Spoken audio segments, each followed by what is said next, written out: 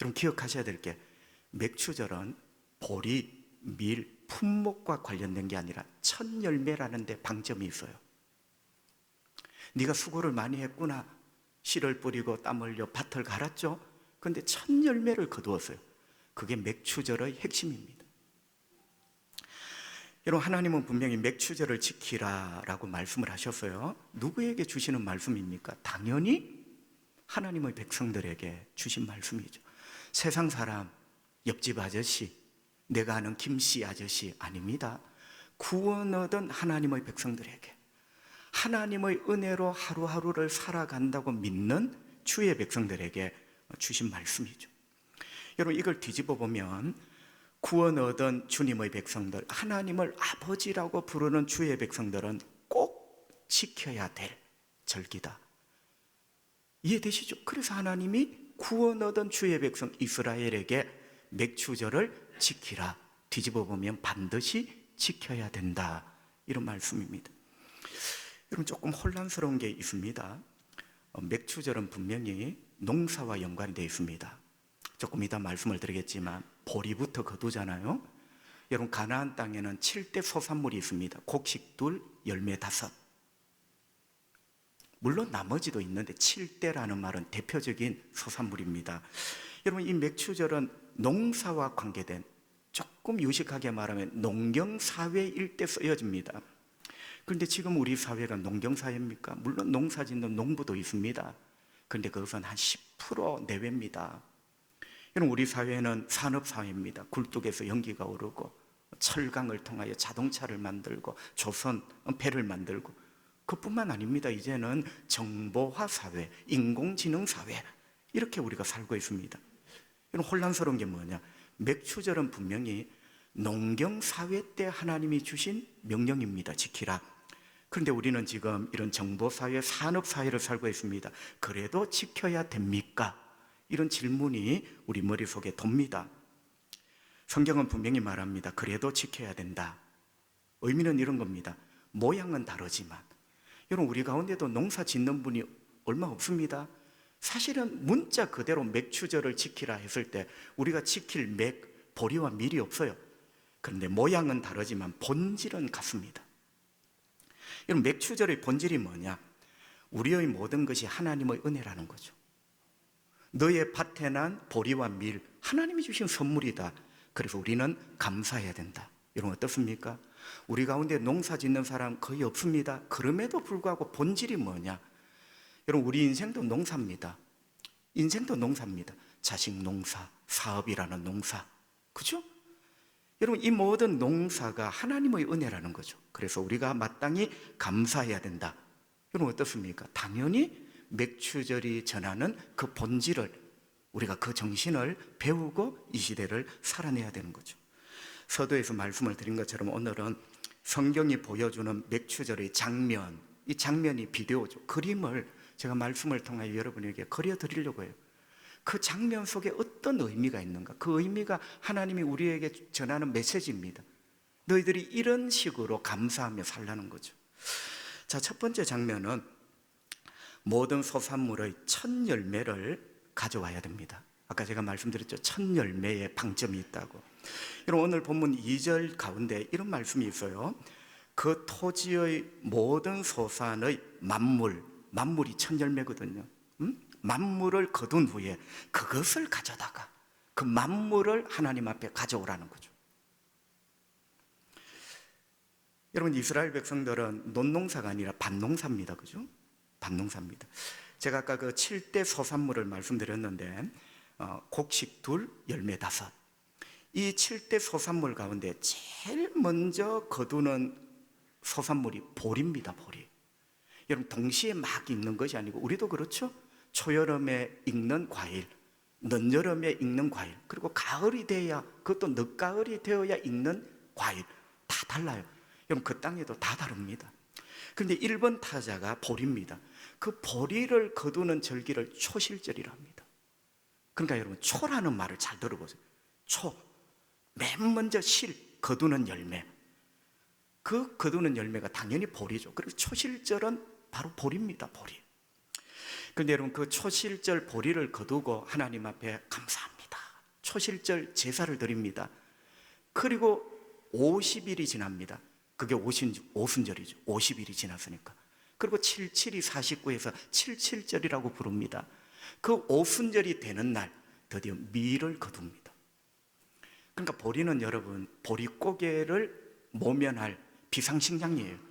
밀로 빵을 만들잖아요. 그런데 밀이 되려면 아직 시간이 2달이 남았어요. 이 2달을 버티는 식물이 보리입니다. 그래서 밀과 보리를 같이 뿌립니다. 그래서 보리를 거두어서 2달을 버틴 후에 드디어 맛있는 빵을 만들어 먹을 수 있는 밀이 거두어집니다. 자, 여러분, 이렇게 초실절은 1번 타자 보리, 오순절은 50일째 되는 날 밀, 여러분, 그 다음 나뭇가지에는 꽃이 피고 열매들이 달려 익어가고 있겠죠. 자, 이런 과정들이 쭉 펼쳐집니다. 이 모든 과정들을 다 합쳐서 맥추절이다, 이렇게 부릅니다. 사실은 우리는 보리맥자 한문을 써서 맥추하니까 보리만 자꾸 생각하는데, 이 모든 7대 소산문의 처음 열매를 하나님 앞에 가져오는 1년의 모든 퍼포먼스를 우리가 맥추절이다, 이렇게 부릅니다. 신명기 8장에 보면 아까 거듭거듭 말씀드린 가나안 땅 7대 소산물이 나옵니다. 1번 타자가 밀, 보리, 그리고 포도, 무화과, 석류, 올리브, 대추, 야자, 열매, 곡식둘, 열매 5. 하나님께서 이 7가지 곡식과 열매를 주시면서 하나님의 백성들이 맛있게 행복하게 먹고 살아가도록 만드신 거죠. 그래서 거듭 말씀드리지만 맥추절은 밀뿐만 아니라 보리를 포함하여, 이게 중요합니다. 여러분, 2절에 모든 소산물이라 했어요. 절대로 보리, 밀만 해당되는 게 아니고 2절을 눈을 크게 뜨고 보세요. 모든 소산물, 가나안 땅에 나는 모든 소산물의 첫 열매를, 만물을. 여러분, 우리도 저희 집에 사남매입니다. 제가 맏입니다. 엄마가 낳은 만물입니다. 만물. 그래서 옛날에는 아버지가 만물을 데리고 큰 집에도 가고 만물을 데리고도 제사 지내러 갔어요. 그 만물은 대표거든, 대표. 다른 놈도 자식이지만 이 맏이가 대표입니다. 맏이가 가는 것은 다 온 거예요. 여러분, 그걸 생각하시면 됩니다. 그래서 맥추절은 밀, 보리에 국한되는 것이 아니라 그 땅에서 나는 모든 산물의 만물을 하나님께 드리는 것이 핵심이다. 그래서 여러분, 우리나라에 제일 먼저 나는 것, 그게 보리잖아요. 그걸 하나님께 드립니다. 우리나라에서 제일 먼저 나는 것. 그럼 집집마다는 어떻게? 집집마다는 다 다르죠. 양산에서 나는 밀, 영천에서 나는 밀, 자꾸 위로 올라갑니다. 대전에서 나는 밀, 보령에서 나는 밀, 그럼 달라요. 그때는 각 가정마다, 즉 개인적으로 하나님 앞에 맥추절을 성전에 올라와서 우리 집의 첫 열매입니다, 이렇게 드리는 거예요. 그래서 여러분, 공식적인 맥추절 절기 예배는 온 나라에 딱 한 번입니다. 날짜가 정해져 있어요. 제일 먼저 곡식 익을 때 온 나라를 대표해서 하나님 앞에 다 예배를 드리는 거예요. 그 시간 이후 각 가정마다 열매가 익을 때마다 들고 와서 각 가정별로, 개인별로 하나님 앞에 맥추절 예배를 드려야 된다. 성도 여러분, 그럼 만물을 어떻게 기억합니까? 그 많은 밭의 밀, 나무의 열매 가운데 만물을 어떻게 구분하죠? 리본으로 묶어둡니다. 성경에는 없지만 그대로 여러분 미시나라는 책에 보면 다 관습이 기록되어 있어요. 한 단을, 요거 토실토실 하잖아요. 리본으로 딱 묶어둬요. 요거는 익으면 하나님께 드릴 것. 여러분, 신앙생활은 그렇게 하는 겁니다. 아무거나 막 가져와서 드리는 게 아니고, 요거는 하나님 것, 리본으로 탁 묶거나, 열매도 리본으로 표시를 해놔요. 요거는 제일 먼저 열리는 것, 요거는 참 익으면 맛있을 것, 요거는 하나님 거야. 리본으로 묶어둡니다. 그게 익어지면 그게 첫 열매 만물이에요. 하나님께 드리는 거예요. 왜냐하면 사람은 욕심 때문에 그걸 표시해 두지 않으면 그게 더 좋게 보이거든요. 요거 팔면 돈 되는 것, 그래서 리본으로 묶어두지 않으면 다른 것을 드릴 확률이 높다. 왜? 인간은 욕심이 항상 우리를 흔들어 놓습니다. 그래서 리본으로 묶어둔 것은 언제나 하나님께 드릴 만물입니다. 성도 여러분, 궁금하죠? 제가 아까 잠깐 언급을 드렸지만 왜 첫 열매를 드리라 했을까? 그리고 오늘 본문은 만물을 드리라 했을까? 여러분, 첫 열매의 의미는 두 가지입니다. 하나는 최상품입니다. 그 곡식당 가운데 아무거나 리본으로 묶는 것 아니거든요. 가장 처음 맺은, 그리고 가장 토실토실하다 싶은 것, 그러니까 첫 열매는 최상품입니다. 그리고 아까 말씀드린 것처럼 맞이 이야기를 했잖아요. 첫 열매를 드린다는 말은 이 전체의 대표입니다. 맞이는 그 집의 대표예요. 만물은 이 모든 것을 하나님께서 주셨다는 대표 선수입니다. 그게 만물이에요. 그러니까 최고로 좋은 것, 요 하나뿐만 아니라 이 전체가 다 주님의 은혜인데 대표로 만물을 드립니다. 여러분, 그래서 만물은 주님의 은혜를 인정하는 겁니다. 그리고 주님을 공경하는 거예요. 왜? 만물은 최상품이라 했잖아요. 만물은 그 중에 일부가 아니라 전체의 대표라 했잖아요.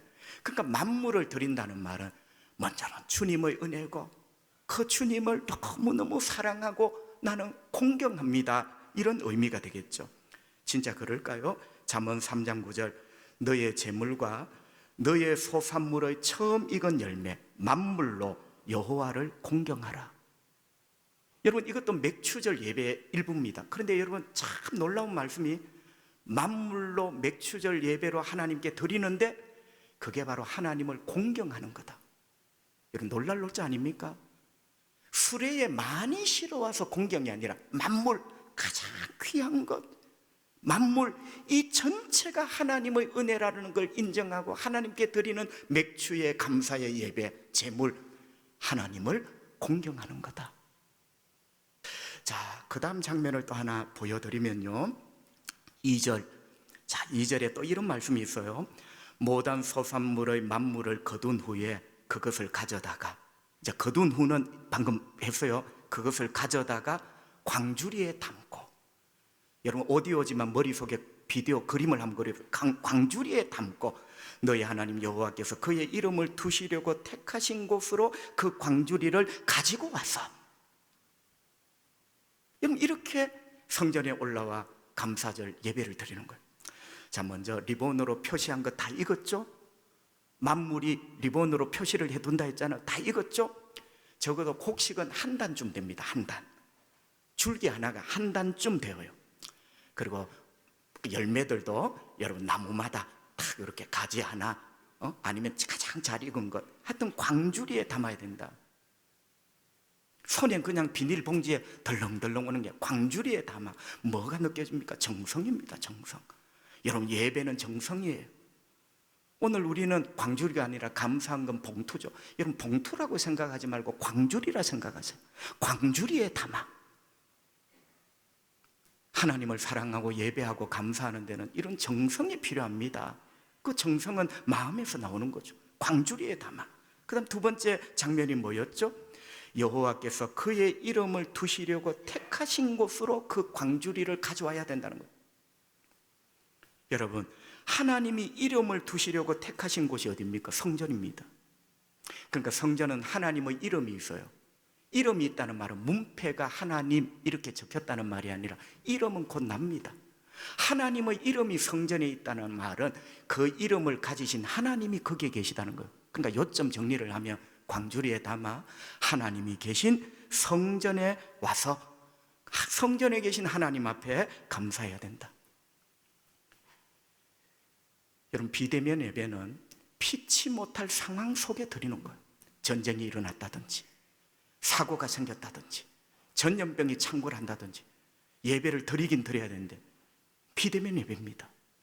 그런데 성경은 원칙의 예배가 뭐냐? 하나님 앞에 나와야 되는 거예요. 하나님 앞에 나와서 광주리를 들고, 여러분 영상으로 광주리를 보낼 수 없잖아요. 광주리를 들고 와서 하나님 앞에 나와 감사해야 된다. 그리고 여러분, 성경에는 없지만 그들의 미드라시라는 말은 구약의 유대인 주석입니다. 거기에 보면 이런 것들을 또 기록해놨어요. 자, 광주리에 만물을 담아서 성전으로 가져오잖아요. 여러분, 그 광주리를 어떻게 가져올까요? 이걸 꼭 말씀을 드리고 싶어요. 광주리에 담아 만물을 담아 성전으로 가져오는데 장바구니 들듯이 흔들흔들 이렇게 오는 게 아니라 광주리를 어깨에 메고, 그게 답입니다. 예수님이 십자가를 어깨에 메고 광주리를 어깨에 메고. 여러분, 사람이 어깨에 맨다는 것은 어깨 위에 이게 있는 거예요. 이게 공경이에요. 어깨에 메고 가져온 거죠. 정성을 다한 거죠. 광주리도 정성이지만 어깨에 맨다는 말은 이 광주리를 받으실, 이 감사를 받으실 그분을 공경한다는 퍼포먼스입니다.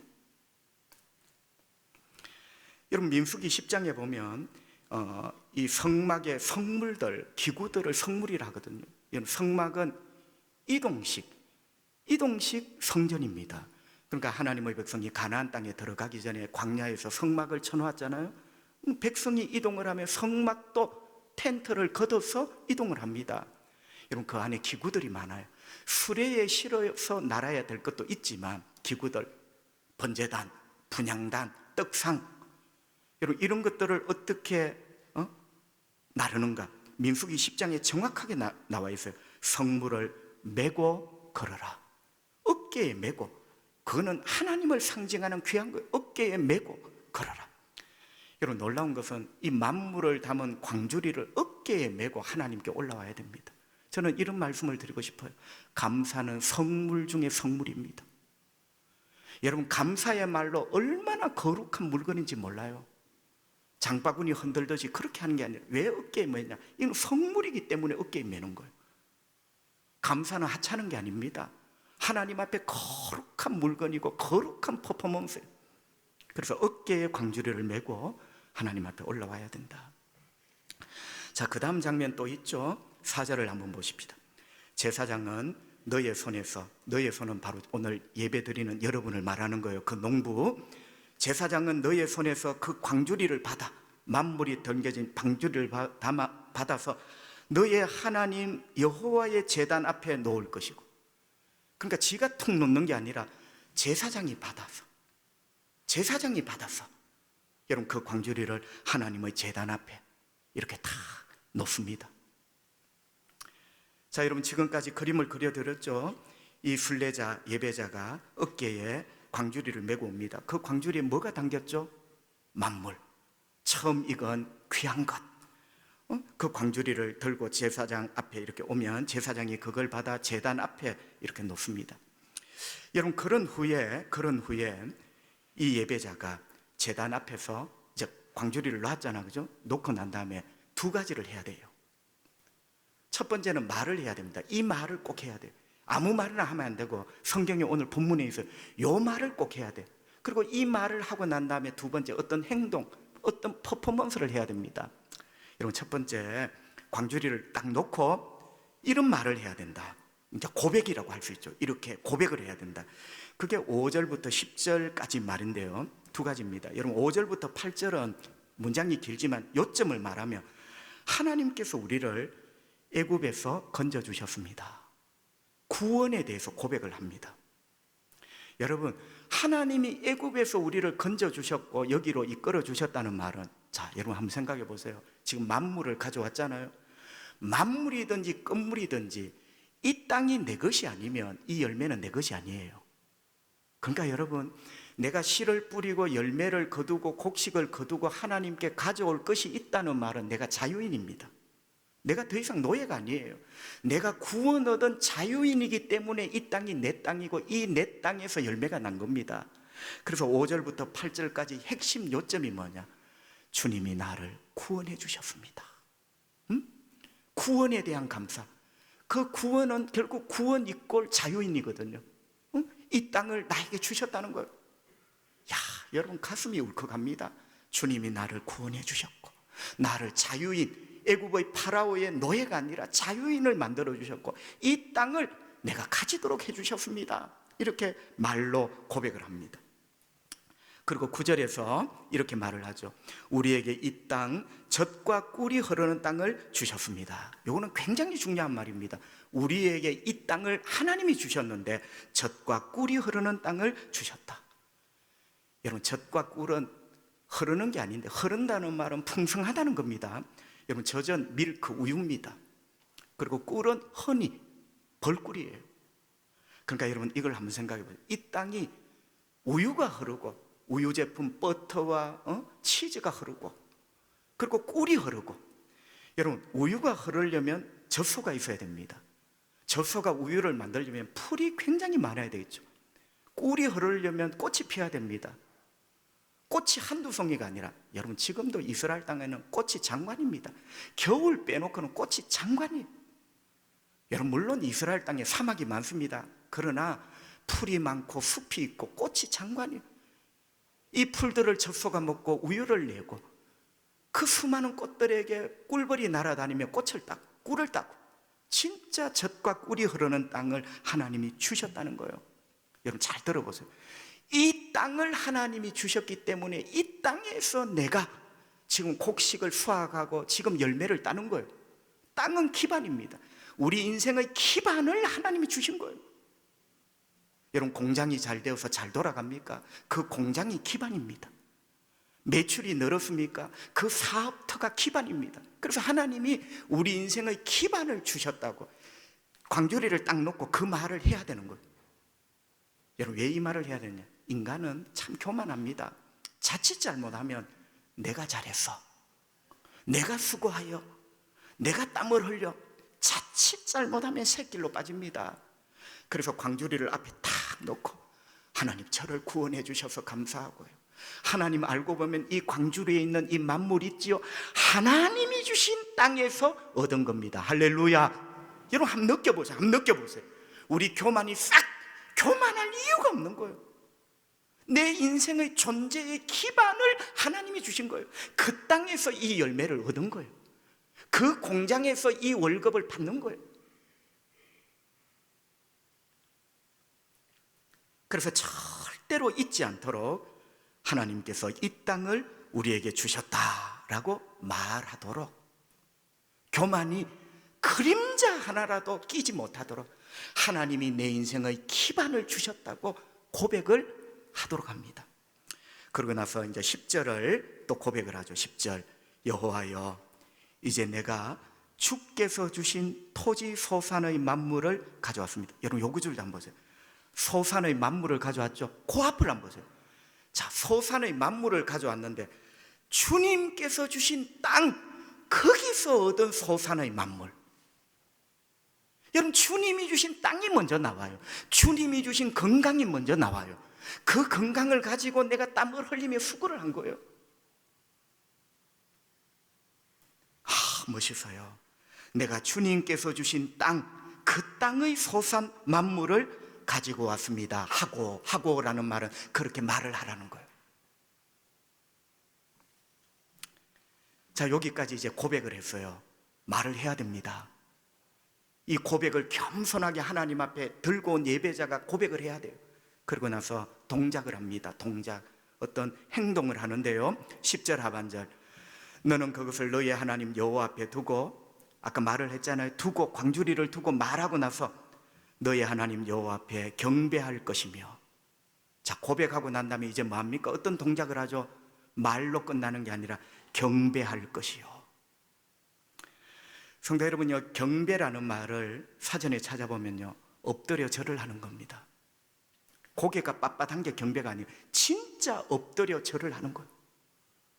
여러분 신실한 믿음의 사람들이 그린 사파를 보면요, 이때 경배를 어떻게 하냐, 완전히 땅에 엎드립니다. 개구리를 생각해 보세요. 죽은 개구리, 얼굴도 땅에, 배도 땅에, 이 허벅지 앞에 근육도 땅에, 다 땅에, 손은 앞으로 쭉 뻗고 발은 뒤로 쭉 뻗고 완전히 땅입니다. 완전히 땅입니다.